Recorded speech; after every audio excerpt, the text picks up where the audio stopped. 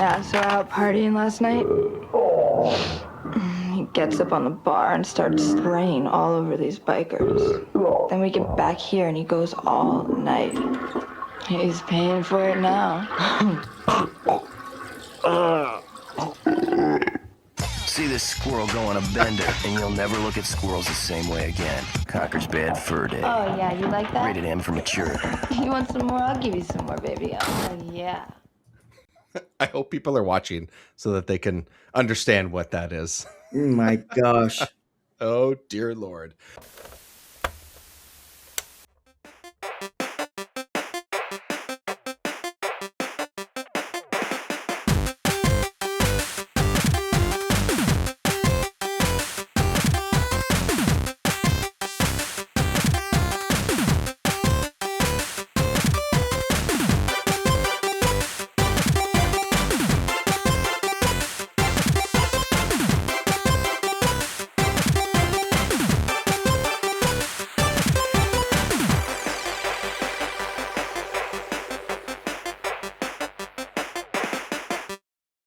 Welcome to Remember 64, where this week we are having a bad fur day. Yeah, that's right. You probably know what we're talking about. Hi, everyone. Welcome to the show. Hello again to the returning listeners and viewers, and welcome if this is your first time joining us here on Remember 64. We play and discuss the good, the bad, the ugly, and everything in between on the Nintendo 64's library. My name, of course, is David Petrangelo, and I am hungover. Actually, I kind of wish I was. That means I'd have a hell of a night at the bar with the boys. But instead, here I am, as always, very tired because I'm a dad, which in a way is kind of like being hungover at all times anyways. Jiggy, look back. How are you? Hello. Oh, no. It's going to be one of those podcasts. Oh.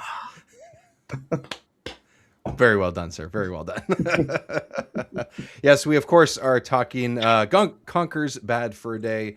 As of us sitting here doing this recording just a couple days after it turned 25 years old, one of the last few handful of games coming out for the Nintendo 64. But us, among other podcasts and creators, Jiggy included, are celebrating this game's 25th anniversary or birthday, whatever you want to call it, because it's a big game for a lot of reasons that we're going to get into for sure.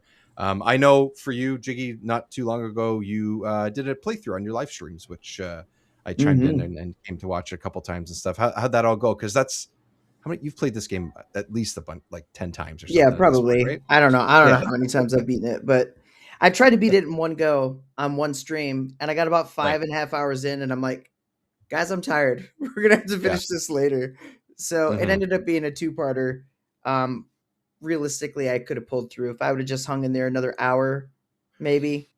Oh, you're right towards the hour end. And a half, two. I don't remember. It was maybe like another hour and a half. But still, though, then you're looking at the early morning hours and like that. You got to like you stream on Friday nights, like the way that me and some of my friends that play games together every once in a while think is we go, oh, but us staying up late is, Saturday Dave's problem. Right. But Saturday Dave is also like, damn it, Friday Dave. Like Saturday Jiggy would be like, damn it, Friday Jiggy. Basically, basically. It's okay. You went back to it, you finished it up, and then you move on to another game, right? So there you go. It's a great game, though. Yeah. So it's a really good excuse to go back and play this game. Obviously, a great excuse for us to sit here and talk about it as well. And there's lots to get through. This is a game that has a lot of history, has a lot of obviously a lot of references. It's got a lot of interesting history. That's the thing about Conker, that the development and everything is just so freaking bizarre. It's got a weaving path to getting where it got. It's so interesting. It's definitely one of the more, I think, as far as development goes, this is probably the most interesting Rare game. I'd probably argue that. I'd argue it's probably the most interesting development, aside from maybe Star Fox Adventures, because that started off as Dinosaur Planet, which we should definitely talk about sometime. Yes, I want to. That's we did to kick off this to 2026. If anyone hasn't watched or listened, we played through Animal Crossing, which was only released in Japan on the Mhm. 64, eventually was the one that was in North America and the rest of the world on GameCube. But like these games that have a history, that have all this, these interesting releases or not releases, and being able to play those on the show and be able to talk about them and stuff. That is one of the ones that is 100% on the list. Yeah. I would love to. You've played it, but I've never experienced anything of it other than watching you play it for a couple hours. Yeah. One of the times that you Between streamed it. So. Dinosaur Planet and Conquer, they're the most interesting development cycle games, I think, out of the bunch. And their whole catalog, like everything. Just super, Which super is cool. Yeah, which is a huge catalog too. So that's saying something. So Mhm. of successful, awesome games, right? Right. So that's saying something. And myself and the audience are spoiled because we have you along the ride for that, sir. Who is it's true. It's true. It makes a difference. It makes I a use difference. vidIQ on my YouTube. If Yeah. nobody, if anybody knows what that is, it's sort of like a stat analyzing YouTube extension tool, right? Yeah. And I can look up the search terms for different games. And if you look up Conker's Bad Fur Day, it says top channels for this subject, and mine is number one. Nice. Like, Nice. heck Well, yeah. you have multiple reasons as to why that would be the case. And then also speaking of your content and stuff, before we dive into the game and everything, you just released a video. When people are hearing this, it'll probably just be only a couple days or a few days old, but just released a video on a game that we played together. Yes. For Mickey Speedway USA, which was I just watched like half an hour ago or something. Yeah, the mysteries of Mickey Speedway USA. Yeah, Just found a lot of interesting sort of speculative things about the lore and some cool unused modes and stuff like that. Like there's some neat stuff there. Yeah, definitely worth checking out, especially check it out. especially a certain mode because I thought it was so dope that it existed and that I could play it. Yeah. I was like, this is awesome. Yeah, I know. I'm watching and I go, oh yeah, oh damn. Right? I wish I knew about that when we talked about it. I know. That's the thing. We're going on. Was that last year? Jeez, that was last year. Jeez, Long time. over a year ago at this point. Yeah. Anyways, and that was for me playing. That was the first time I played that game and stuff, which was great. Again, another reason why it's great to have you along for the ride, sir. So, so that's awesome. Also, before we get into the game, I just want to make sure this is also somewhat related to what we're talking about here. I don't say this enough, but there are, or plug these enough, but there are 2 Discord channels or servers that you can join where you can interact with us. Of course, Jiggy Lookback has his own, the Jiggy Lookback Discord server, which I'm a part of, and a lot of great community members for him and listeners and watchers of the show are part of that too. But of course, because we're part of the Console Creatures family, we also have one there as well, where we talk about not just games, not just the episodes that we're on, whether it's Remember 64 or PSG or something, movies, TV, newer video games, a whole bunch of different things. And you'll get automatic updates when videos are posted and things like that. So 2 options. We have Console Creatures and you have Jiggy Lookback. Why not do both? Let's expand the community. A lot of really great people involved, and a good way to sort of interact with us and others, of course, too. So Discord's a cool place to be, people. And we have a whole section on, I can't speak for the Console Creatures, but we have a whole section for Remember 64, and we do list the events when we do the live recordings and everything. So It's a good way to keep track of that. Yeah, put it up in the events. I try to post the newest episode links and silly videos that I'm posting and stuff. That's the shorts and things like Jiggy running like Grace and Resident Evil. It's, simple things like that, right? Don't hate me, horror fans. Don't hate me. It's true. I don't trip. Please check out that video. Dude, they're all calling me out saying like, "Oh, well, you would do the same thing in that situation." I'm like, "No, I'm competent with my walking and my running." No, I can actually run. Yeah, I was like, I won't fall. Okay, let's dig into Conker's Bad Fur Day because, like we just said, lots to go through here. We sort of touched on it a little bit a couple moments ago there, but do you have a history with this game prior to, let's say, the last decade? Like when you were younger, was this one of the ones you had when you first got that 64, or was it sort of in the lore? I know. Not that at that age any of us should be playing a game like this, but this was just curious. This is the forbidden fruit for me. This was and it was for a lot of people, let's be honest. Yeah, I would have been I don't know, 8, 9, somewhere in that ballpark when this game released, and I was not allowed. I was not allowed to play it. I did not understand why I was not allowed to play it. Right. Um, I remember going and seeing this game, seeing the box, seeing the Rare logo. Even as a kid, Yes. that meant something to me. I was like, oh my gosh, it's another game like Banjo. And I recognized Conker from Diddy Kong Racing. So it was Yeah, you like, do. this, I need to get this. And to top it all off, I had Conker's Pocket Tales on my Game Boy. Oh, you did. So I Oh. did have Conker's Pocket Tales. I still have my original Oh. copy. So I was just flabbergasted when my dad, of all people, not my mom, who said no to everything, but my dad, who said yes to anything, said I couldn't play that game. And I did not understand why. And I remember him saying it was for adults Mhm. and thinking adults are idiots. This is fine. But yeah, that was That's my funny. history. I really didn't get to play it until I was in my teens, Right. Right. which is kind of nice, and it's kind of a blessing in a way because we had such a long gap. No, like, granted, we had Cameo, we had Grab by the Ghoulies and stuff, but this Sure. really is the last great rare collectathon platformer.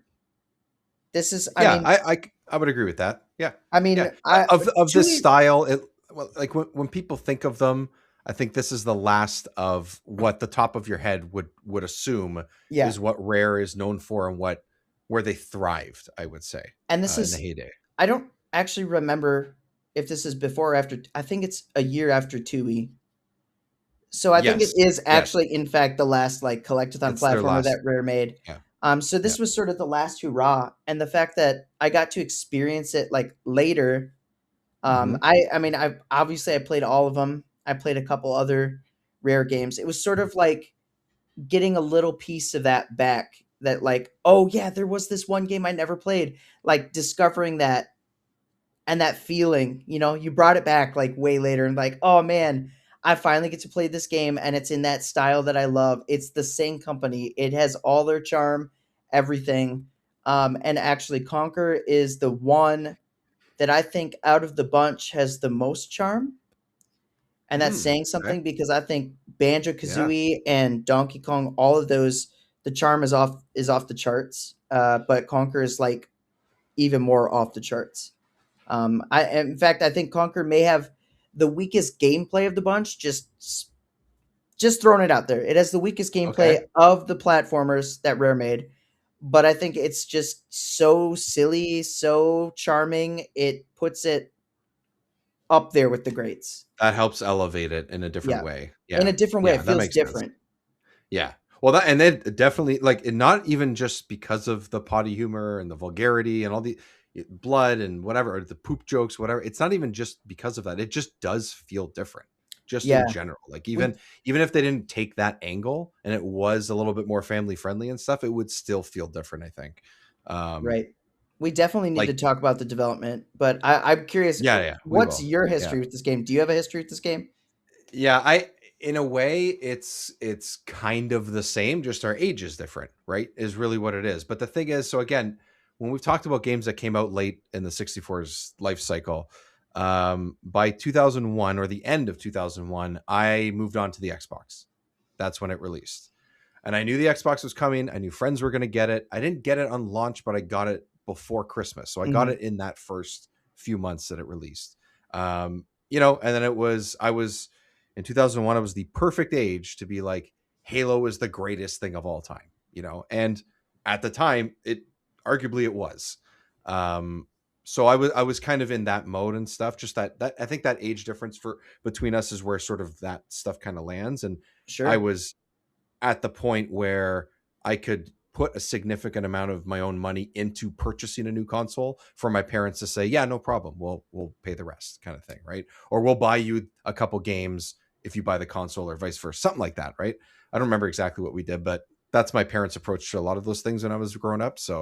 Um, so when this came out, I was still playing the 64, but I just knew of this game and knew that I wasn't supposed to play it.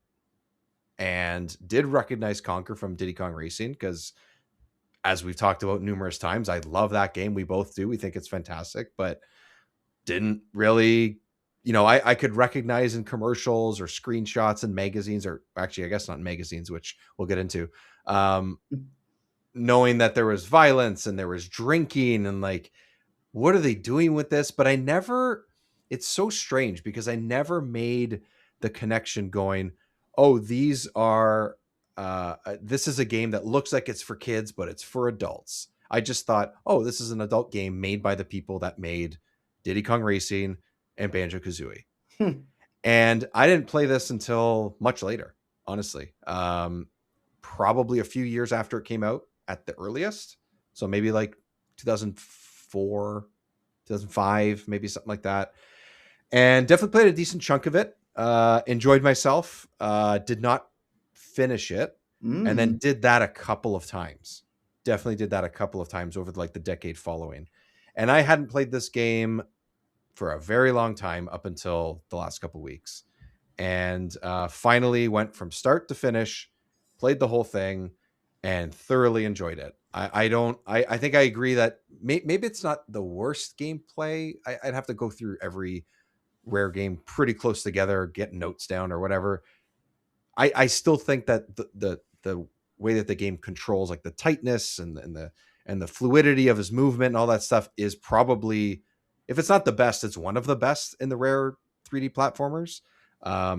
And yeah, I just had a really good time with it. It's awesome. Like, this is one of the better Rare games for sure, and probably up there as some of the best N64 games like that you could possibly play. Like, this is, if you are old enough to play this, which people listening and watching probably are at this point, and you haven't, play this game. Like, I'm going to say that up front. I'm not going to wait till the end to say like, what do you think of this game? Just play this game. It's great. And I found that the characters are great and unique. The story is wacky, just how I wanted. The poop jokes I remember are there and they're great. I think some of the humor, it just like at a certain point, I'm like, okay, I get it. Okay, there's sexual innuendo. Okay, there's like, it's funny, but then sometimes they do it too often. They do it too much. It doesn't mean it's not funny. It just doesn't hit the same way because they're kind of cycling through a similar shtick for, what is this, like a 8 to 10 hour game if you sort of are playing with a couple of fumbles here and there, somewhere like I would that, say right? if you're If it's like not a speed me run. and you know how to do everything, you're not a speedrunner, Yes. but you know how to do everything, you know where to go, you're never like stuck. It, with a little bit of trial and error, with the exception of a little bit of trial and error, because some parts get a little difficult. It's Yeah. probably about an 8-hour game. Yeah. And I would say on the fast side, maybe 7. I would say average player is probably looking at 10 to 12 hours. Yeah. Probably I closer to that think 12-hour mark. I didn't literally clock myself, but I probably hit double digits. I probably hit 10. I do remember the first couple of hours pretty easily, and they're not very difficult and stuff. And some of like even getting to the Mighty Pooh and stuff, like up to that point, I kind of, for some reason, had a muscle memory for it, even though I Mm-hmm. hadn't played this game in, I don't know, 15 years or something like that. Yeah, it is still kind of there, but it's great. It's honestly, it's just a good time. It's weird. It's, part of my French, it's fucked up. Like, it's just, it's so hard for me to comprehend that they actually did this. Yeah. And Like, it's wild. I wanted to say that when I said the gameplay it's the weakest, that's not to say it's bad. No, I don't think that's what 'Cause you're saying. Yeah. it doesn't feel bad at all. It just doesn't have, it has sort of your basic movements, and then the Yeah. game relies on the context sensitivity button icons, Yep. and so that changes your gameplay and it gives you a lot of variety. But like your actual basic moves, like Conker doesn't have a ground pound. Hmm. He has a jump. He has a slight hover with his tail. He has basically a high jump from a crouch. He can crawl like a baby, and he He's can got hit. his pan, his Yeah, frying he can pan. hit with a frying pan. That's it. Yeah. He's not rolling Yeah. around. He's not claw swiping. He's not sprinting super fast or anything. It's very much your environment affects the gameplay, which is a very Right. unique feeling game because of it, and it's a nice change for sure. It's not bad. I just when I say weakest gameplay, it's there's not a lot to it, which might That's be right. part of the draw. It's simple. It's simple, but you know what? I never even playing it. It never occurred to me like, oh, this feels simple because it still doesn't, which is really interesting, right? Because it's an interesting way of saying it. You're right. It's fairly basic when you lay out what controls you actually have your hands on and how you Hmm. play the game. They rely on those context, which we'll get to what this means, context sensitive areas. Pressing B a decent amount of times. Those don't overstay their welcome. They don't happen too often. They're not overused in any way, I don't think. But everything around that is very simple comparatively, right? Hmm. Comparatively. But level design matters, enemy design matters, the layout of where your tasks are and how you're supposed to get there and all that stuff matters. And it's just well designed. So it doesn't feel like it's some simple thing, you know? Right. Um, and that's great. That's good to have. So, your ladies hanging out on the on I the table know. I don't. behind you. That's Uh, great. I love it. the one was on my It's lap. She like finally gets down, and the other one comes up, and she's like it comes crawling. up. She crawled. She jumped up It's me, crawled behind my microphone, went under the desk, and is now just crawling in the background. So I'm gonna let on her the just desk. do Yeah, it. When stuff just your starts thing. falling, I'm gonna make her move. But whatever.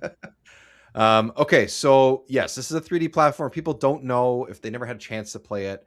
3D platformer, rare, late N64, a lot of things to sort of go through there. So there's nothing too surprising as far as that goes, but let's get in a little bit to the development and some of the fine points of this, because I do think that's a lot of what we're going to be talking about no matter Hmm. how we approach this game. So obviously I wrote a bunch of stuff down. Feel free to chime in if I wrote anything down or said anything differently or whatever, or want to add context to it and stuff. But I'm going to start with the fact that, and it was, I think we mentioned, oh no, you mentioned Pocket Tales and stuff, but Conker's Quest is what this started out as, Correct. shown off at E3 1997. So really early. That is less than a year, at least for the North American release for the N64, that this was shown off in the So console. I believe Yeah. I could be misremembering my own video. I definitely talked about this, but I believe it actually started conception in 1996, early on. That's when it started conception, but it wasn't, it was Yes, shown and announced in 97. right. So it's It like was they were like, Conquer. this is happening. This is Conquer. This is what's going on. Well, it Yeah. was Conquer 64 before it was Conquer's Quest, That's right. and Right. then Right. it Right. Right. became Conquer's Quest. And Yeah. now, okay, now we're back. Okay, go ahead. Yeah. And then it was renamed, or it was, 12 Tales Conquer 64. That's what it was. Yes. That's what's trying to, that was like the full thing. Um, so the thing I found a way, I sort of wrote it down here. It seemed like through media, through presentations, through people that had connections at Rare or Nintendo, there was like a running joke that the game was going to be an adult oriented game because development was such a mess. They had to do something different. And that happened over the course of like a few years. So if you looked up I looked up an article, I think it was, oh, here it is.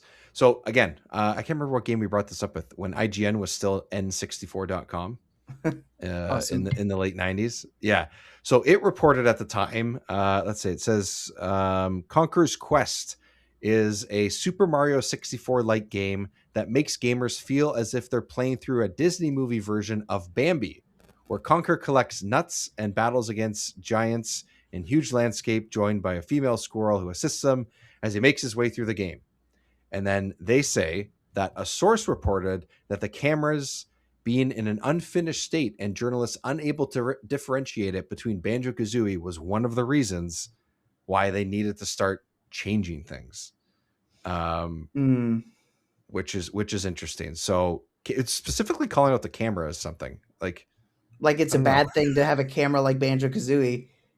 Yeah, somehow that's a problem. Like, which is Yeah, actually like a pretty competent one, like pretty good. right. You know, The only definitely not reason something that stands out as an issue. So the only reason why I brought up the Conquer 64 development in 1996 was because, yeah, as we mentioned, Conquer was in Diddy Kong Racing, which released in '97, along with Banjo, because Conker and Banjo were both in production for their games. Yeah, and I believe Banjo was intended to release actually before Diddy Kong Racing, and Diddy Kong It Racing just sort of was. took over because it Yes. was faster to get it out. Yep. So you get a bit of lore there, and it's kind of interesting to see that Conker was there fleshed out and his original state, and then you get Pocket Tales, and then Pocket Tales was in correlation with 12 Tales, so that was developed that same time, but it actually released. Yes. 12 Tales did not, and based on all the feedback, obviously transitioned into Bad Fur Day because they were trying to the development of it. I mean, just the whole like conceptualization of how it became the way it is a guy in a room just like he's just like Just spewing out shooting the ideas. shit. Just Yeah. they're just Yeah. going back and forth. That's how they pieced it all together. They gave an overarching like plot, loose plot, and they sort of change it as you're playing. Like Yeah, that's right. It does what's kind the of change. Yeah. actual main plot here? Like it's Yeah. amazing. It starts as a rescue mission, I guess, sort of. But it's Oh funny no, because it doesn't start as a rescue mission because Conker has no idea that Barry is right. kidnapped. I was just gonna say, I was just gonna like correct myself because I was like, I know that he needs to get his girlfriend back, or things like I remember that being the thing, and then I'm playing it for a couple hours, and I'm like, wait, this hasn't come up yet. Yeah. It doesn't come Like- up till later, and he doesn't even know she's captured, and Yeah, she just like leaves. When and does he he's like, find out? Like at like 4 hours I into don't playing even this think game? he finds out that she's captured. She's just in a cage dancing, and it looks like she's partying. Like it doesn't. I think I almost Actually, feel like I think you're right. I think you're right. I almost feel like they made this whole like she got captured thing, and then forgot that she was captured, but they just stuck with it. They were also severely hungover when they were writing this part of the game. Yeah, I mean it's pretty silly. Like they're just making stuff up as they go. The overarching plot is actually that the king needs his table next to his throne fixed because one of the legs is broken and his milk keeps falling off. And the solution is they need a red squirrel because it's the exact size of one of the legs, and they just like there's actually game over screens where you're like tied up in duct tape to the table. Yeah. And yep, just because the king spilled his milk. And then the sort of actual plot, like Yes. that's sort of like the main driving thing that they sort of like press on you. But the And then actual behind the plot scenes- is Professor von Krippelspeck, who is a weasel who has lore about fighting in the old war and getting his legs cut off. He's in like a Anyways, floating robotic chair. yeah, he's in like a floating robotic chair, and he basically wants to take over as king. Essentially, He wants to be king. And yeah, you're seeing him right now in the video. If you're seeing him, he's talking to the king and stuff.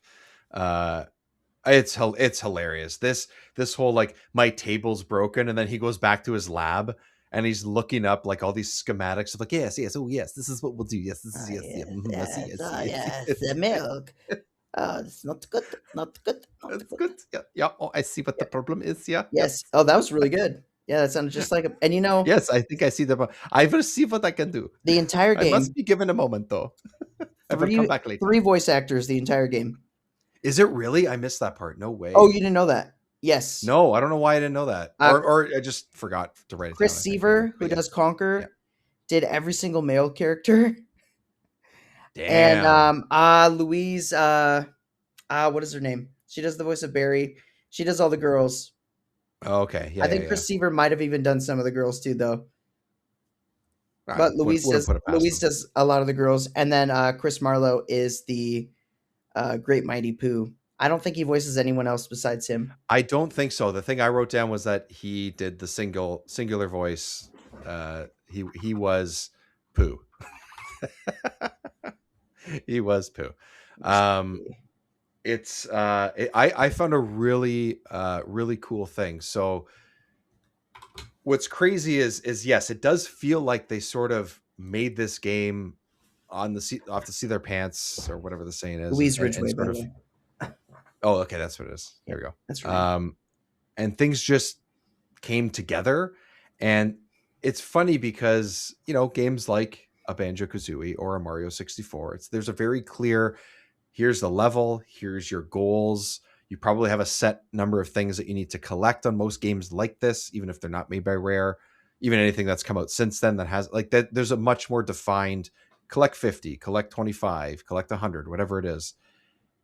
This doesn't really have that in that same way. And a lot of, to me, it feels like a lot of the design of the game, especially early on, is you're just sort of wandering as Conker, and the tasks you need to do to help people out just get you to the next spot that you're going to wander and do the same thing again. You have to open, you know, you have to grab the corn to give to the this. You have to grab you go to the mighty poo, and you have to roll poo up the hill. You have to swim, or you have to swim and get away from the underwater dog, from the fish, like all these little things that feel like a culmination of, or representation of, wild, crazy shit that you'd run into with you and your friends on a bender kind of night that Conker just came from. That's what this feels like to me. They just had a bunch of random ideas and they said, like, we're not doing it in any other way. This is the way to differentiate us from anything else that we or anybody else has done. Let's just go for it. And I like, it's not perfect, but man, it works. Oh yeah. It's like, Happy Tree Friends, Looney Tunes. Happy Tree Friends, yes. Yeah, and something else I can't remember.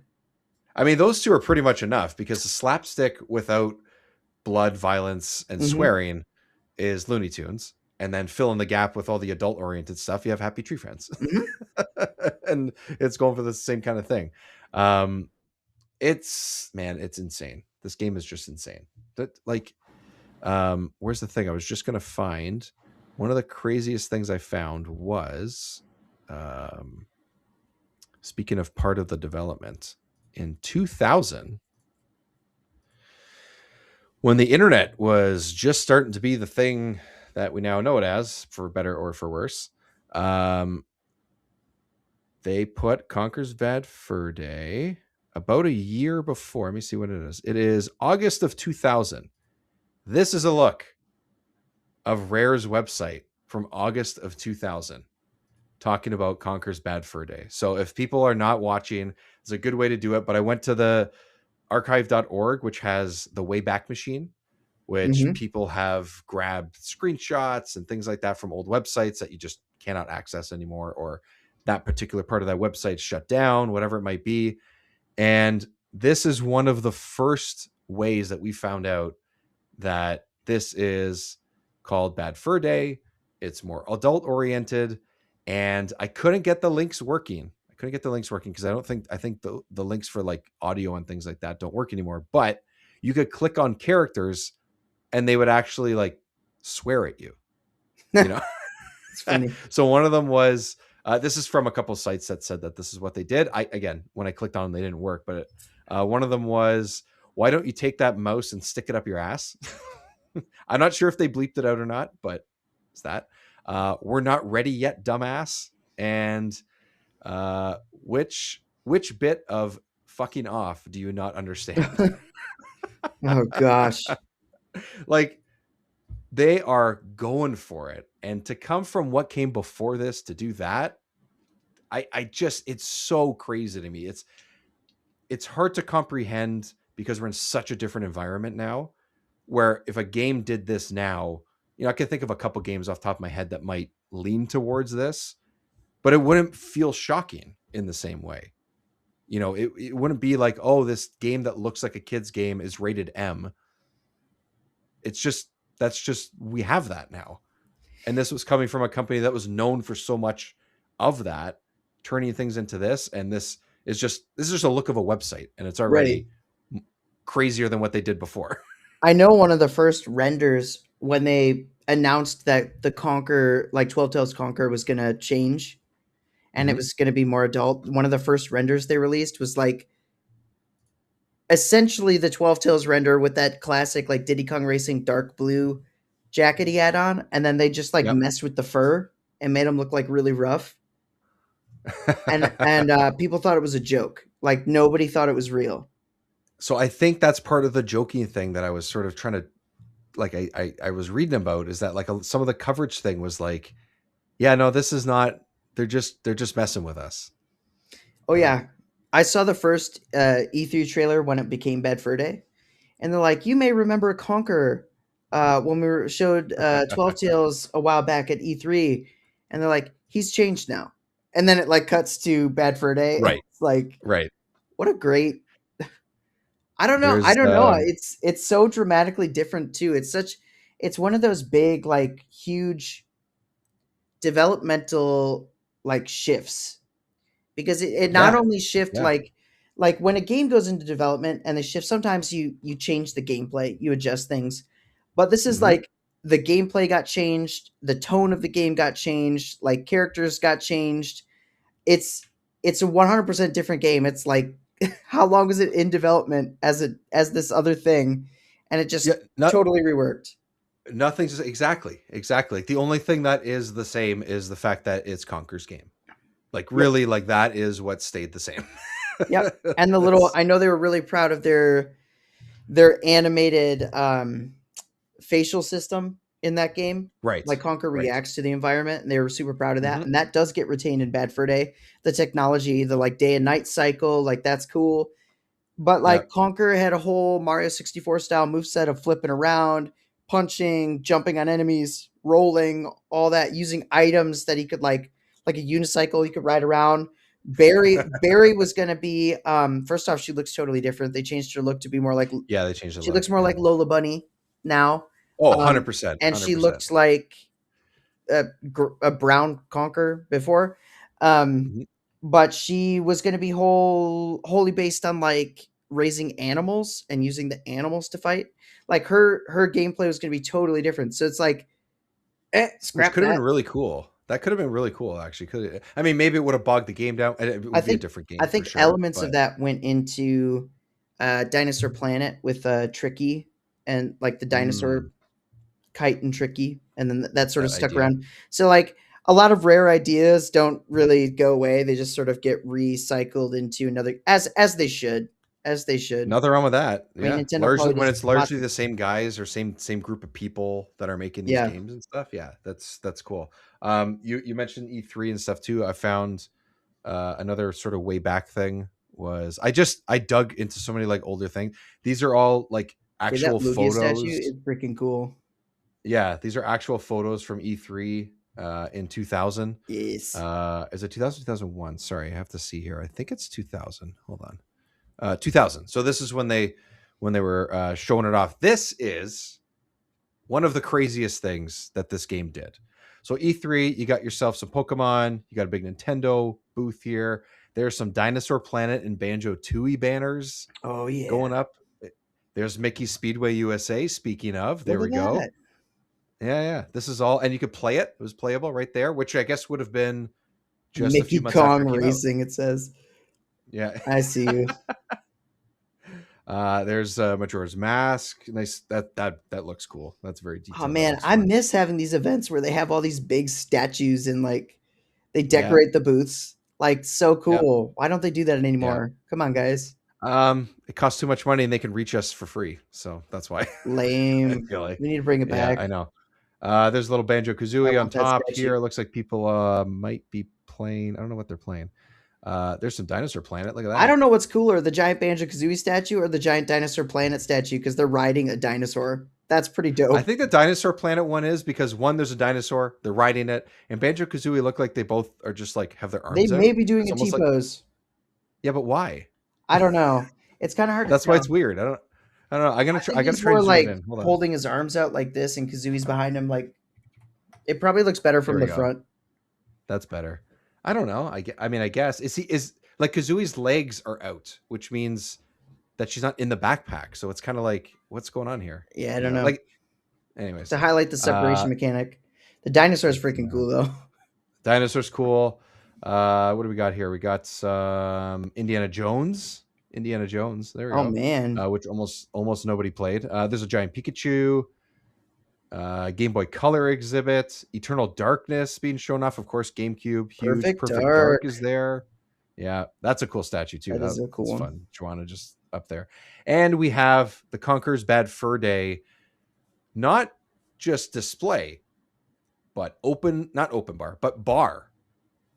There was a bar. You had to be, because in the US, for me, it would have been 19. If only they had E3 in Canada. You have to be 21 and over to get into the area where they showed off anything related to Conker's Bad Fur Day that Dang. wasn't, you know, a screenshot or any kind of like video on a screen or something like that. And you could go in, you can order a drink, and you can hang out and be in a bar while they allowed you to get your hands on and see more information about Conker's Bad Fur Day. There's a little statue of them there, and I thought there was one more of it in this. I gotta go on a hunt now. Where's that Conker statue? Because that was pretty dope. I know that one's pretty cool. Look at that, dude. I want it. Yeah, that's cool, right? The other thing is, I don't know if this is something that you ended up seeing or not. Not only was there an open bar, but one of the or the giveaways that they had in there that you could take with you. Yeah. One was a beer mug. Very cool. That you could put a pint in. Cool. Has a logo on it and stuff. I don't have the picture in front of me, but it's out there. You can find them. And then, of course, I mean, who wouldn't want this? But a pack of Conker's Bad Fur Day branded official Nintendo Conker's Bad Fur Day condoms. Yep, it's a thing. You know, as you do with video games, right? As you do. Yep.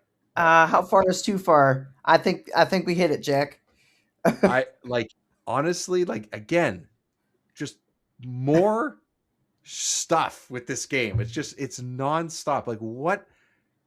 The fact that Nintendo was like, yeah, no problem, or like, yes, because they wouldn't have been able to do this without that approval, because this is a trade show where Nintendo was there with a bunch of other things. Yes, I know it's closed off to certain ages, but what do you think? Some 22-year-old's going to go in there, never show their 14-year-old younger brother or cousin or whatever what they got from that? Like, this would never happen today. Never. Nope. Not even, you wouldn't even get close to this in any way at all. And it's fucking hilarious. Yeah, I did an interview with Michael Kaywood, who was a former Rare animator, and he was actually part of the Dinosaur Planet team, and he was at this E3, and he obviously they're Rare, but they were segregated into the two groups. One was the Dinosaur Planet camp, one was the 15s. Conker camp. Yeah. And he did get one of the Conker shirts that they wore, and he's like, "This is one of my prized possessions because Conker's Bad Fur Day, like polo." He loves it. Yep. But anyways, he said he could feel the hostility of the Nintendo execs when they were on the bus, just by association of like them being Rare, and like there is truth to, they were not a fan of this level approach of mature game that they converted it into, because Nintendo is family friendly. And it's not that Nintendo didn't sign off on it. They did, but they were just like, it was one of the last things that they're like, we really don't want to support this. And it's so much so that in the European release of the game, THQ had to publish it because Nintendo refused. Right. Which only would have been, I think it's only a few months later, a couple months later. It's not like it was 5 years later or something like that. Yeah. Right? So, and the craziest part is the marketing is worse than the game. Like, dude, the marketing, what's interesting about the marketing is the commercial that we played off the top. Again, if you're just listening to this, it's actually worth watching. There's actually like a 2 or 3 minute version of that commercial. It's super long. That woman that's talking is on the phone longer. She interacts with this, puppet squirrel and stuff more. And like, it's a whole thing or whatever. Right. But one of the things with the marketing is that you didn't see this game at all in Nintendo Power, which was essentially, a Nintendo marketing device. That's really what Nintendo Power is. I love it. Nintendo Power is great. I got a bunch behind me, which is just a few of the ones that I have, but like, they didn't advertise their own stuff in this particular game. They didn't do that. Right. Yep. So, and they did leading up to before it was Bad Fur Day. Conker's Quest was highlighted everywhere. 12 Toes was highlighted everywhere. Pocket Tales was highlighted. And then they got to this and no, it didn't. And it definitely, the change was for the better. the game sales did suffer because of this, for sure. It didn't get the Right. push. I can imagine. It didn't get the push it deserved, but it also begs the question of how much of that was the fact it didn't get the marketing push it needed, and how much of the fact was it was at the end of the N64's life cycle, because that's a huge It's a factor too. factor. I think it's a factor. Everybody's Yeah. super excited about next gen. They just were.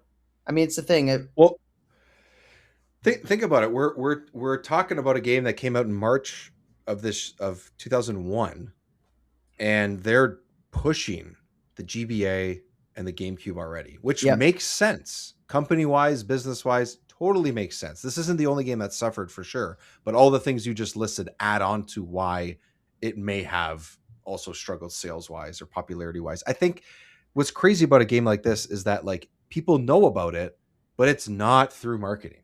You know, yes, this is 25 years later, but even 10 years later, people would have heard about this game. Not many people would have played it because anyone that had a 64 likely or more likely was too young to play it. Yeah. And it was this crazy word of mouth type of thing. And like, that's the kind of, you know, I don't know. This is probably not really the right word, but like word of mouth is definitely what it is. But like guerrilla marketing almost, you know, when something is forced to be a viral marketing thing, it never works. Right. You can't force it. It has to be organic. And that's what this game was. It had that before that was even a term or anything anybody really latched onto, because we're not in that world at that time, right? That's what happened here. This was a almost a cult following type of thing. And like, I knew what this game was, but like I said before, I never friggin' played it until years and years later, and didn't really sink into it until this year. Yeah. Or it significantly, at least. And So, you could argue, oh well, maybe it would have done better if it released later on the next gen console. And the answer Sure. is probably not, because it released on Xbox, the remake. Right. Originally going to be a sequel. They remade the game. So you get Conker Live and Reloaded. And similarly, it did not sell very well. But also similarly, it also released at the end of the Xbox's life cycle. Yes, So that I it's like, remember. when are we going to give this game its fair shake? If they remade the game and re-released Jiggy, that's what it, we're doing like, right now. Obviously, that's Right. what we're doing right now. if they re-released this game, like, let's say 3 years after that. So let's put it in Yes. 2004, 2003, somewhere around Yeah. that ballpark. It probably would have sold a lot better as an Xbox title. I would have bought it because Yeah. I was in that Xbox, world, and it would have been like, oh, this is that game. And I remember at the time them marketing it as being a multiplayer game. Mhm. Like that was the live part of it, was that you could play on Xbox Live. Yeah. Yeah. That's what the live part was. And that makes sense. That was part of Xbox's marketing. Totally fine. The 360 was on the way, and it was like, that's going to be so online. And it was cool. But like, that's what I remember about the marketing of that game, not that it was a remake of this. It's almost exactly the same situation in the release window so we have the N64, the GameCube, and the Xbox. The PS2 was already out. The Dreamcast was already out. The GameCube and Xbox were on the horizon. Like within a couple months, they were going to be released. And it's the same thing. When it was on Xbox, it released in 2005. The 360 released in 2005. Yeah. So it's like, it's right there. It's right there. We're releasing it. We're doing the same thing. Make it a launch title for 360. It would have just sold probably double just by doing that. And it wouldn't have mattered if it didn't look exceptionally better or whatever. Like, just start, change it. The engine could be the same. Just put the development to that. Yeah, it's crazy. I don't mean to, I understand. I don't mean to make myself sound ignorant. I understand that swapping to a different console and a different architecture is a lot of work. It's not just, you don't just press a button. Yeah, just moving GameCube to Xbox for Grab by the Ghoulies, the game changed dramatically because they didn't have enough time to make it work, because the tech is so dramatically different. And even if it's better tech, you still have to account for the different architecture and everything. So I'm not ignorant to that. I'm just saying, if you had taken the time, you're already there. You're at the end. You missed the window. It's almost like if they cared enough to take that extra couple of steps, which, like you said, is not nothing, then it probably could have worked. Like, what's crazy is, we talk about these different consoles in this way, regardless of the game. Pick a game that came out at the end of any life cycle between, this era, the N64, to probably the next gen. Like those two gens is kind of where, or maybe the 360 PS3 is kind of maybe the last one that did that. Like now we have, oh, this new game that's coming out. Is it going to be on Switch and Switch 2? Is it going to be on PS4 and PS5? Like how long have we been sort of doing? We've been doing that for years. Yeah. And I always thought, well, like that doesn't, like, don't you want to sell that new console? Like, what are you doing? But there's so many people that have a Switch, so many people that have a PS4, those two specifically, that you can't just let those people go. Whereas at this time, they wanted people to go to GameCube. They wanted people to go to the 360. They wanted people to jump to the Dreamcast and stuff. Incentivize it a little bit more and just take the time to do, like, there's nothing wrong with this game being on the 64. Like, I think it looks great. It sounds awesome. It plays well. Like all those things are there. Maybe it could have been cool on the GameCube. Maybe it would have been they could have done more. Maybe it could have been an extra poo fight, Yeah. I don't know. The thing about that era too, like the era really until we got to that PS4 generation, that time frame, before that, every new iteration, every new console, like it felt like there was like tons of stuff leading up to that, and they were pushing hardware over and over and over and over and over, and you always had to have the next latest greatest thing, and every time it was a huge leap. Every time it felt like this massive leap. Even as something simple like Sega Genesis and getting the CD attachment, you're like, oh my gosh, it can play music. It can play like animations at the beginning. This is huge. This is the future.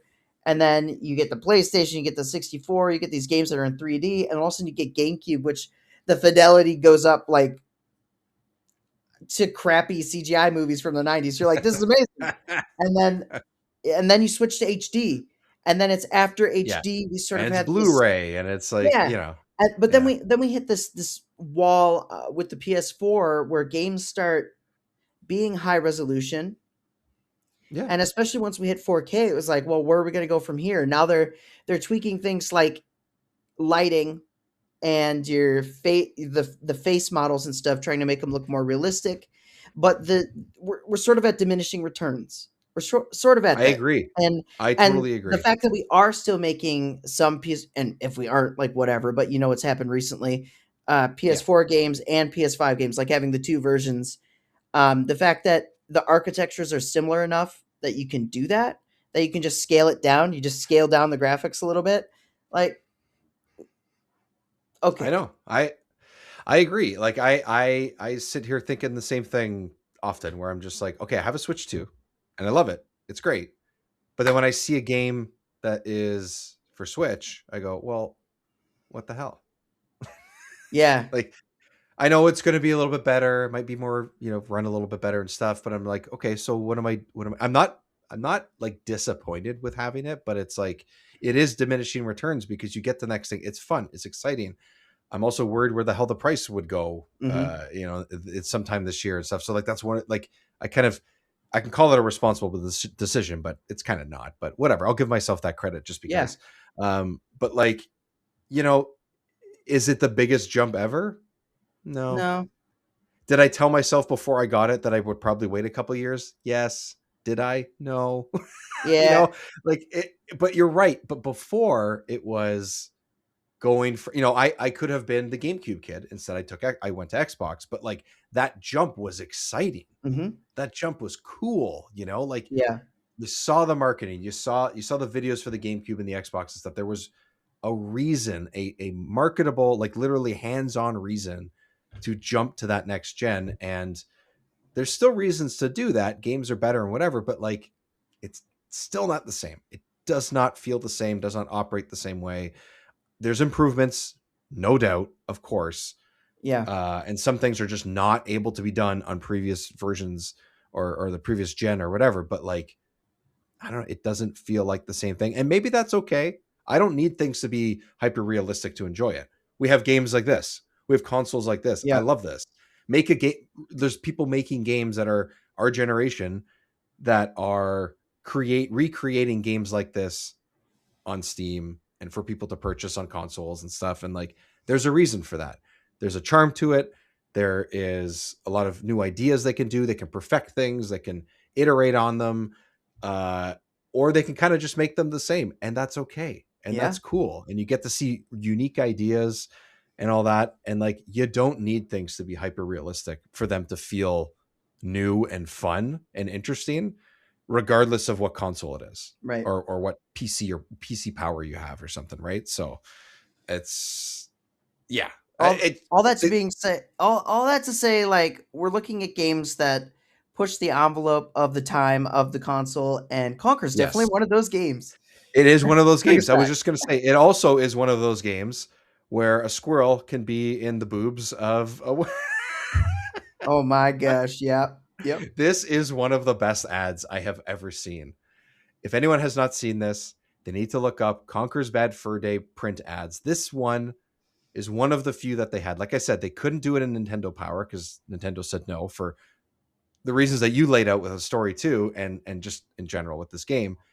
This was shown in Playboy. This was an ad that they took out in Playboy because that's, at the time, makes sense. That would be a place where you'd want to advertise this. So if anyone isn't watching and hasn't seen this, Conker has his face in the chest of a big-breasted woman in underwear or bikini or something like that. And under it says, Conker is a squirrel. Squirrels hunt for acorns. Can you help Conker find some acorns? I love it. Yep. It's genius. And it's just drawn, like hand-drawn, black and white. It looks There's like no color. It looks like a kid's coloring page. And that's why it's brilliant, dude. Yep. The wording underneath and the actual art itself it's from a kid's coloring book, and that is fucking brilliant. It's crazy, man. It's Crazy so time. good. Yeah, and then you got your M rating, you got your rare and N64 logo on the bottom and stuff. But this is just pure brilliance to me. Something like this, like. You're gonna put it in some. Okay, fine, Nintendo. You don't want to put it in your own magazine? Fine, We'll here we find go. some other way. Yeah. Don't worry, we got options. Playboy, boom, they'll do it, and they did, and they're better for it. So, anyways, I thought that was hilarious. It is. It's ridiculous. Yeah. Okay. So, whoops, I was just gonna close something, and I closed the wrong thing. Oh no. Oh well, I'll figure it out. So going back and playing this, I guess it was just a couple weeks ago now when you finished it, did that. Did it? When did you play it before this though? Because I'm wondering if it feels any different, or if there's anything you picked up on that you felt like, oh yeah, I don't remember that part, or oh, I really wish this did this, or I'm so happy it still feels this way. Was there anything like that in the last little bit? No, I pretty thoroughly dissected this game throughout my life. Yeah.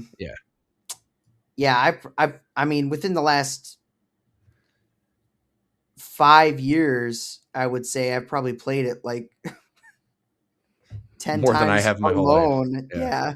Yeah. Like before that, I played it like once or twice, and then Right. like within the last couple of years, like really with my YouTube channel, I played through it several times, just for recording specific parts that I know happen at specific instances.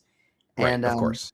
every time I just played through the whole game. So, and I played the Live and Reloaded version too. So I played both versions multiple times, and my preference is still Bad Fur Day on 64. In case you're curious about the two versions, both are really good. Both are like very similar. Both have really good graphics in different ways. I feel like if you're a fan of more high fidelity, like realistic graphics, definitely go for the Xbox version. If you're a fan of more of that old Banjo-Kazooie 90s aesthetic, go for the N64 version, and that's the version I like. Though I am very, very, very impressed with how good Conker Live and Reloaded still looks. It's a really good looking game. Yeah, I saw some of the video and stuff. I was like, oh yeah, this is actually it's better than I thought it was going to be. I thought it was just going to be really muddy, and they just sort of like just kind of, I don't know. Sometimes when you do that type of, I guess upscaling could be a way of saying it, but the way you change things, it could really mess with the charm of it. And it doesn't, I haven't played it, but doesn't seem on the surface like it really comes across that way. So no, it's good. It's almost like it's got its own charm because of it, Right. because of the way it looks. Right. It's definitely like not as colorful. It's more run and gun, like mature Xbox style. but I will say Yeah, that, and like, that's that era too, yeah, just in it's that general of era, games. but it looks Yeah, really good. Like the graphics are really good. I have plugged yeah, it into my 4K TV and it still looks good from my original Xbox. I'm not like nice, upscaling it. I'm not doing it on a nice. 360, an Xbox Yeah, One, a Series X. I'm not component anything. time. Just my Yeah, original Xbox plugging it in. It looks freaking good on my TV. And nice. yeah, I'm so impressed with it. The main difference is really they adjusted the gameplay so that Conker doesn't have his frying pan. He actually has a baseball bat, Yeah, I saw that. and you Yeah. have like a 3-hit sort of combo with the R2, and it does work better. Mm. Well, better. It's A little bit more more in, dynamic, maybe. I don't yeah, know. you can Like, sort of move as you're hitting. It makes things easier, like trying to hit the key as it's running away. Like yeah. stuff like that is easier to do in that game, which is great. But then they go ahead and add like 500,000 enemies in the game, and that's not cool. There are some Yeah. sequences where it makes it cool, like the spooky chapter, because you get the dual Yep. stick Yep. shooting. That Yep. makes the shooting really fun, and that makes that level super engaging. And they add a crap ton of zombies versus the first game, which only had a Oh, okay. handful, like every once in a while. Um, but just in general, in the hub world, they add like a crap ton of enemies, and you're like, it's not necessary. They could have added like 5 enemies, and that would have been enough. But instead, they Yeah, added just they're 500. trying to give you too much to Yeah, do, if that makes sense. it's I like don't know. the combat is better, but it's not. It's still not that engaging. And Right. they're like, Right. oh yeah, you're gonna love this new combat. And so they give you a billion enemies to fight, and you're like, There's two I'm more hits in a sequence that gets so yeah, yeah. crazy. Oh, and that's the thing. And they sort of did this in Cameo as well. Yeah. And actually Star Fox Adventures, now that I think about it, they Uh, must have been a thing. The end of your combo is like what actually like kills the enemy. Like you have to do the 3-hit combo.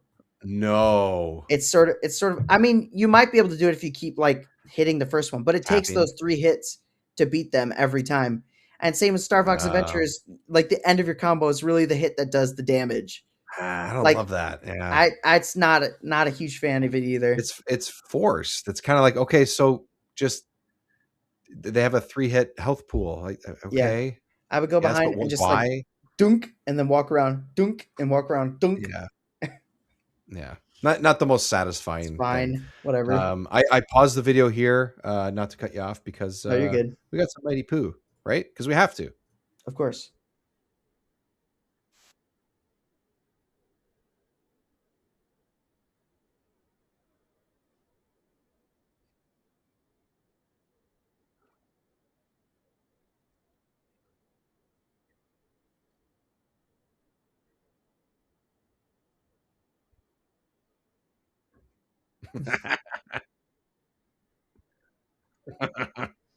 Mm, And amazing. Like amazing.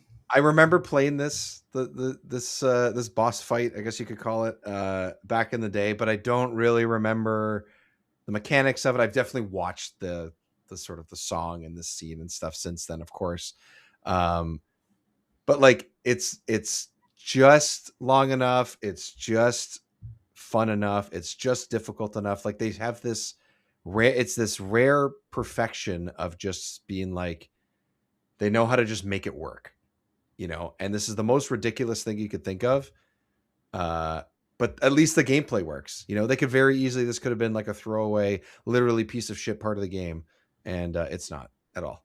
It's great. Yeah, it's yeah.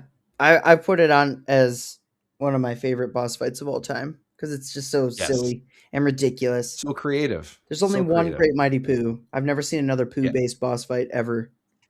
I know. It's not based around the music. It's not like you have to do movement to the actual music and things like that. But it kind of reminds me of if you've played the 2D Rayman games Mhm. from that we've talked about before. Yeah, they have those levels at the end of some of the worlds where all your jumps and your dodges and things like that, and your slides or whatever are all based to the tune of the music. And I love when, just in general, it reminds me of that because I love when games just get creative with things. And this is like, you know, a giant poo musical where you're throwing toilet paper. Mhm. Great. Give me more. Guy And talking about and like, the fact it's a yeah, sing-along. They put the words on the bottom and it has a little Pooh that's thing that right. goes along with it to show you like how to sing and learn That's the right. song, which is just hilarious. It's just, again, we got the children's coloring book and a sing along with a giant poo. Yes, Like, those old you know, Disney VHS tapes. that's right. Yeah, exactly. Yeah, I definitely had a few of those. Yeah. And then some of the other stuff too. One of the big things about this game is all the references in it. That's Yeah. a huge part of this game, right? Are there any ones that stand out to you that you're like, that's my favorite, or that's the one that's the funniest, or any of that kind of stuff? My favorite one is the Saving Private Ryan one. Yeah, yeah. And just everyone Such a getting good level too. massacred on the beach. Yeah, That's probably the best one. I also like that it's a subtle Indiana Jones reference when they talk about the teddies. He's like, teddies, hate those guys. I hate those guys. It's just a really funny little, because they're supposed to Yeah. be like, the teddies are basically Nazis, is what they're implying. Yes. And they Yes. really embrace it in Conquer Live and Reloaded, which is really funny. Oh, really? Yeah. It's in Conquer Live and Reloaded, the multiplayer, they're straight up Nazis. They have like symbolism and stuff. Jesus. Yeah, it's crazy. That's hilarious. That's one that stands out. I remember at the time, seeing it and being like, "Oh my god, Saving Private!" Like that movie came out at the same time, which is wild too. Oh yeah, Like what year is Saving? I think Saving Private Ryan's 2000. it's Oh no, I think close. it's actually 99. It had to have come out just before. It's Oh, probably 98. 98. Saving Okay, Private that was 99, Ryan. yeah. The Matrix is in there. Clockwork Orange is in Matrix is in there. there. Yep. Oh Clockwork gosh. Orange. There's Jaws. Yep, Yeah, Jaws. Matrix. Jurassic Park. Guess. Oh, Jurassic Park. The thing that I saw about Jurassic Park is the way that the raptor eats the cavemen is very similar motion wise to how the raptor eats things in the first Jurassic Park movie. Which is kind of funny. Kind of hard to pinpoint Yeah, that. I Maybe it's didn't just a know. coincidence, but I wouldn't be surprised if it's that. There's The Exorcist. There's that one. Oh yeah, The Exorcist. Yep. Yeah, the little girl that has her head twisting. Where's the other one?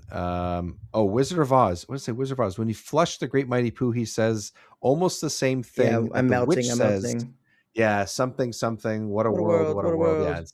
Yeah. yeah. I'm melting. I'm melting. Yeah. For me, because I didn't play this game in full, and I actually don't think I ever watched the very ending of this. And part of it is a little bit of a recency bias type thing. But the fact that they straight up just do Alien Yeah. at the end of this, Straight up. it's like, it's just Alien. That's what this is. Matrix into Alien. It's so fun. The Matrix thing's great, which get out of here, ad. The Matrix thing's great because it's the Matrix, and everything with the Matrix is awesome. Let's be honest.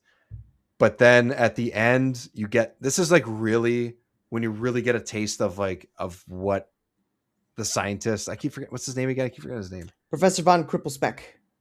Von Krippelspeck. Really get a taste of this is what he was going for. He essentially, I guess, poisons the king, doesn't feel well. He's like, oh, like really long cutscene too, by the way. Like, this Super long. Takes so long. Which is another thing I noticed about this game is that there is a lot of content in this game. Like there's just a lot of ideas, and I don't know how they fit it all onto this cartridge. It's very, very impressive how they did it. Whether it's different gameplay or whether it's really long cutscenes or whatever, I found that to be an impressive part. But you're shooting with like the Matrix, and then the end, he poisons them, doesn't feel well, and an alien and a xenomorph pops out of the king's chest, and now you have to fight the xenomorph in a yellow mech suit, just like she does in the first Alien movie. And I watched 5 Alien movies over the last year, starting from the first one, watching through them, and then the newest one and whatever, and even the TV show, which I only recommend the first couple episodes, sadly. So I'm like all in on Alien. I'm like, what the hell is happening right now? I had no idea. I actually had no idea. Genuinely surprised through multiple parts of this game. This is the one that is at the top of the list for me. It's not the most dynamic way to end the game, like gameplay wise. It's not like the most interesting thing ever or whatever, but hey man, they're having fun and I'm all for it. So it's just silly. Yeah. All the ideas for the scrap sequel, by the way. super What's that? interesting. All the ideas for the Scrap sequel super interesting. Oh, such as I didn't look into much about the Such script sequel. as Barry comes back as a cyborg and wants to kill you like Terminator. Mm-hmm. Um, the Great Mighty Pooh comes back as a Cthulhu-like creature with tentacles. So Cthulhu Pooh. Cthulhu? If you Yeah, want that an makes sense. artist rendition of that, I actually I think it's in Conker When Good Squirrels Go Bad. That's Yeah. my video. If you go look at that, I actually did like a little like Photoshop job, like a very good Photoshop job of a Cthulhu pool. So Oh man, I don't know why I never watched that one. it's That's worth it. crazy. Oh damn, that's great. Um, makes So sense. They I'm would gonna go that pull it up and direction. sure. Makes sense. But yeah, Yeah, I there's was a gonna pull it up lot too. of cool stuff. Okay, so before we not necessarily wrap up per se, but I wanted to make sure that I got to a couple of voice cast messages that we got. Got a really quick text one, and then got a voicemail as well. So I'm going to pull those up so we can have them up. The text reads, it says, "Oh yeah, here. Actually, let's show your thing here. There's your rendering. Cthulhu pool. Hey, dude, that's so I was good. proud of that. I was like, you know what, that turned out really good. That is really good. It's really, really good. Yeah, 100% he's got the Photoshop. tentacles underneath. It's kind of like what you would if anyone's seen the Mighty Pooh, which is also on the art of of this episode. I had to put him in. I was gonna keep it off, and I'm like, it looks a little messy. I'm like, you know what? It's a Mighty Pooh. People got to see it. Got to keep it up there. Um, it's a Mighty Pooh with tentacles at the bottom, like a Cthulhu character and stuff. That's great. That's hilarious. Well done, sir. Well done. We have anonymous text message. I'm not sure. You don't have to write your name, I guess. So it says, this is referring to Conquer, of course. This game is insane. I played it only a couple years ago and I finally get it. It's ridiculous and actually plays well too. It talks the talk and walks the walk. Mm-hmm. I thought that was great. It kind of does. It backs it up. You know, it can be as goofy as it wants, but at least it feels good to play it, right? So Yes. okay. And then Conquered sent in this message as well, talking about Conquer.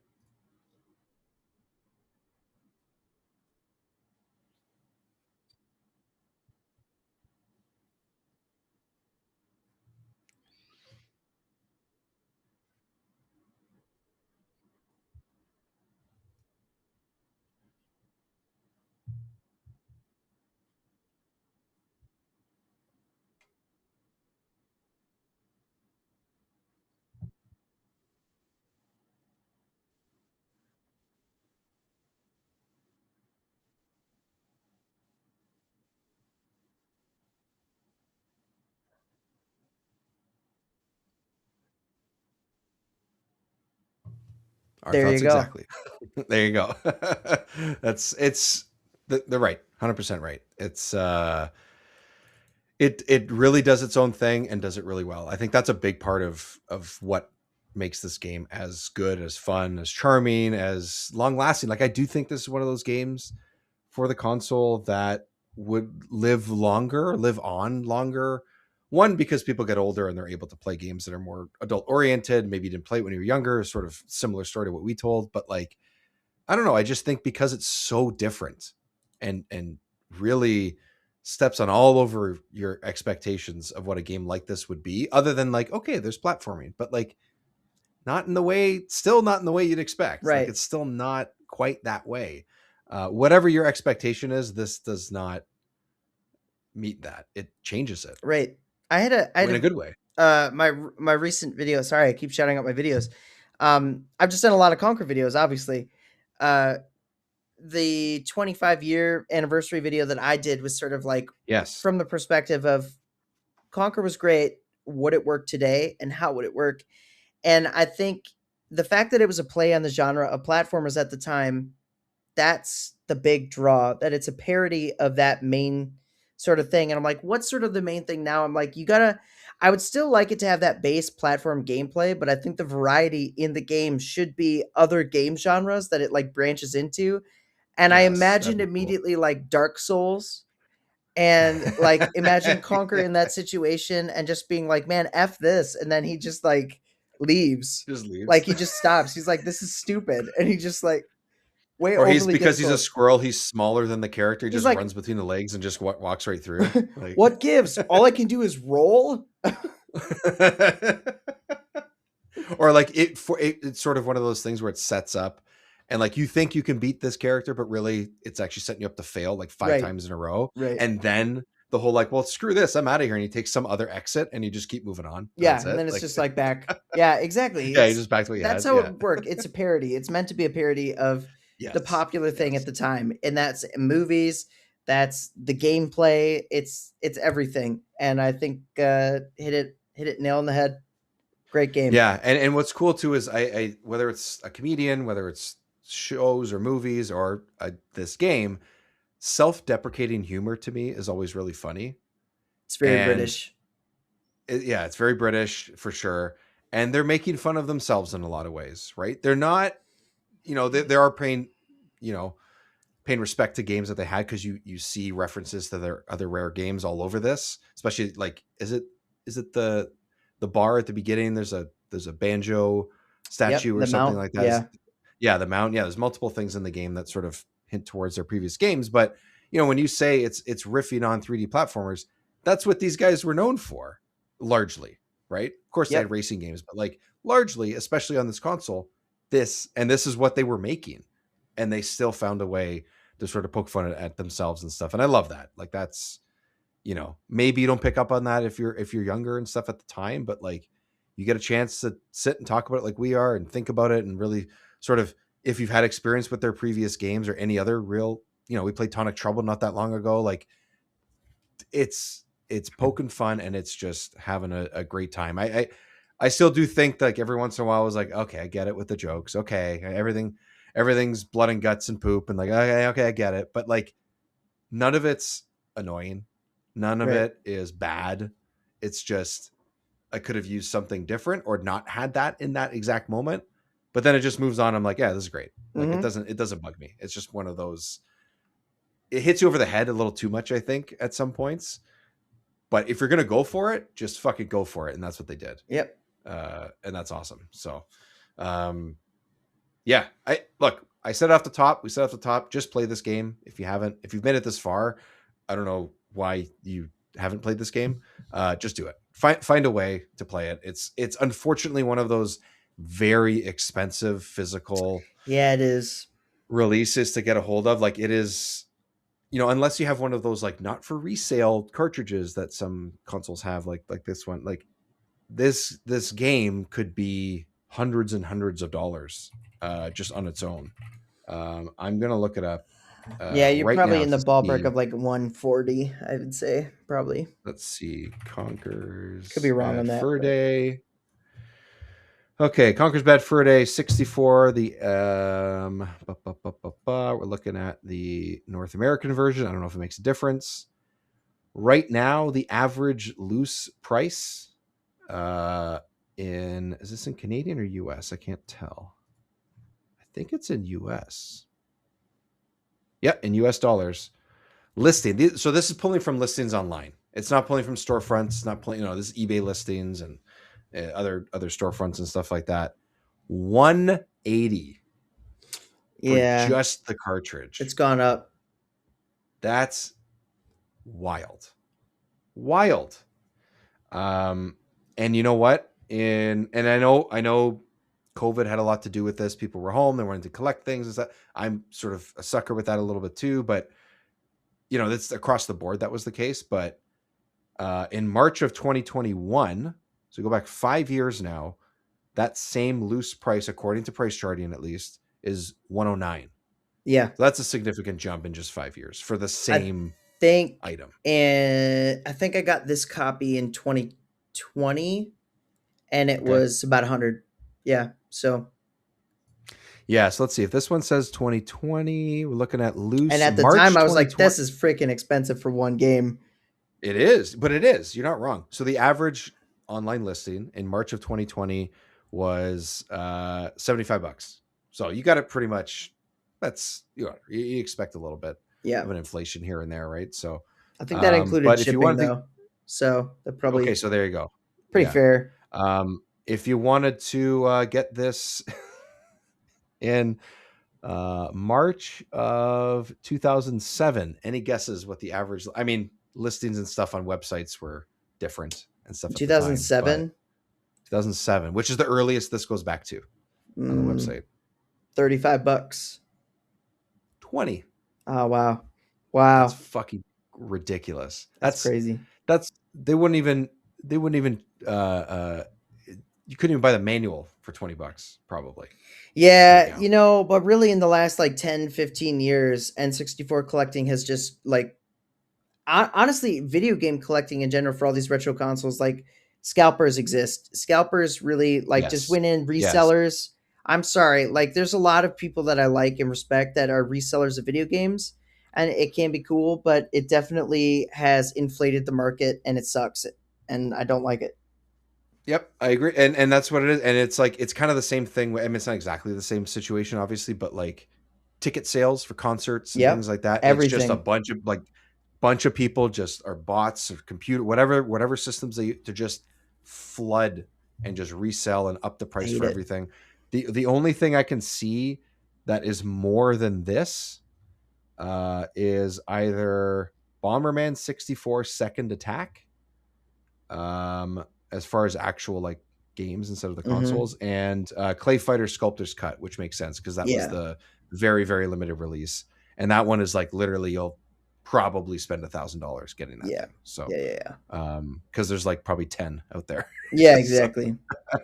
yeah, the only thing that's higher than these games are on price charting's average listings are the Pikachu 64 console, which is up there. That's pretty rare. And then a lot of like the see-through fluorescent color ones, the green, the blue, those Hmm. ones Hmm. are up there because they were probably rare too. Um, and then the not for resale copies of ones, which were like Yeah, given to yeah. given to companies, and that they'd literally be like 5 of them or Kiosks. something. So Yeah, E3 yeah, kiosks kiosks. and stuff. That's right. Yeah. Anyways, Conker's Bad for a Day. Find a way to play it. I wouldn't recommend spending $200 on just a cartridge, but it is what it is. Yeah, maybe someday it'll come to NSO. Oh, and by the way, just in case you're all wondering, it's not cheaper on Xbox. Live and Yeah. Reloaded is also very expensive. I Yes. bought that. I I think I spent $120 on that one actually for complete fuck. inbox. That's wild. Yeah, Crazy, and that man. was like 2 years Crazy. ago, maybe at this point. Yeah. Yeah. Um, oh, what was I just gonna say? Shit. Oh, it's on Rare Replay. There's That's the way to that. do it. So if you have a 360 or you have, I Unless think you have it's to buy still an on Xbox. well, so the way I played a lot of Rare Replay when I first got my Series S when the S came out, um, was just get it on Game Pass because Hmm. Rare Replay's on Game Pass and On Xbox.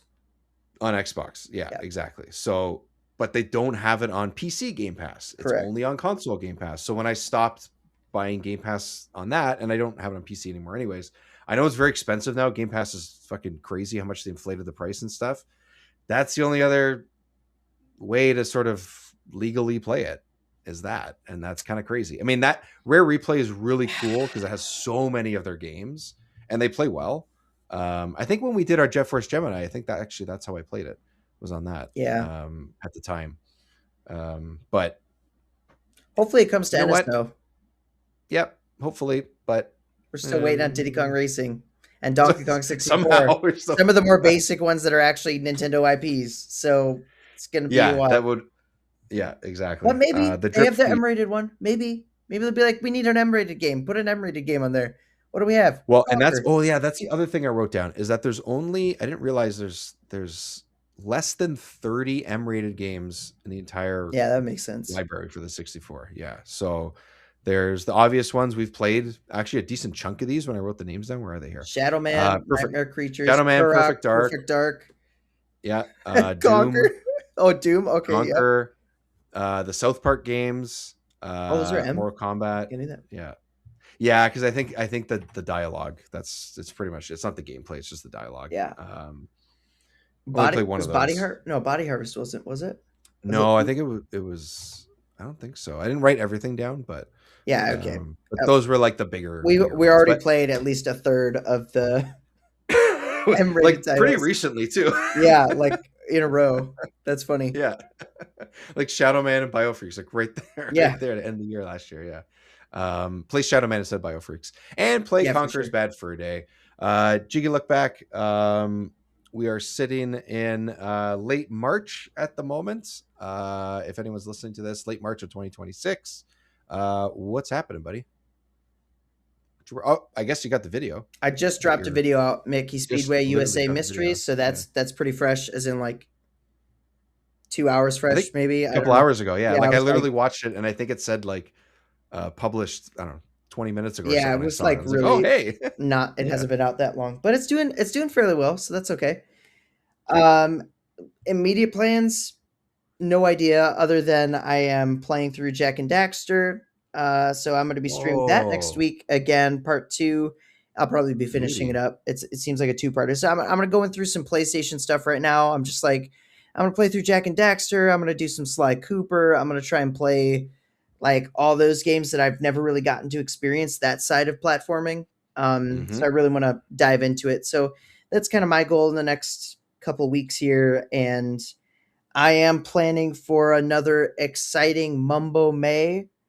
So I'm going to Yes. have some banjo related content in May, including the me keep promising and not delivering Wandering Worlds Banjo Tooie, which has taken me 4 freaking ever to record. I have gotten through like the worlds are so big. So if you don't know Wandering Worlds, Yes. I go through the worlds. I look at every texture, every detail, and find cool stuff that you just probably didn't notice. And actually, I do find cool stuff. So I'm excited to go through and see what I find in Tui. But I've gone through, I don't know, 4 worlds, and I'm just it took me forever. And I'm like, I still have a lot There's to a go. lot there. Yeah, So there's a lot there. trying to get it done for May. So that's the goal, and that's just one of. I'll have like 4 videos in May of Multiple banjo. things. Yeah. Of course. Of course. Nice. Yep. What about you? Well, you'll find all our stuff, of course. Remember 64 across the board. If you are getting to the end of this episode and still listening, and you'll see it on social media and stuff as well.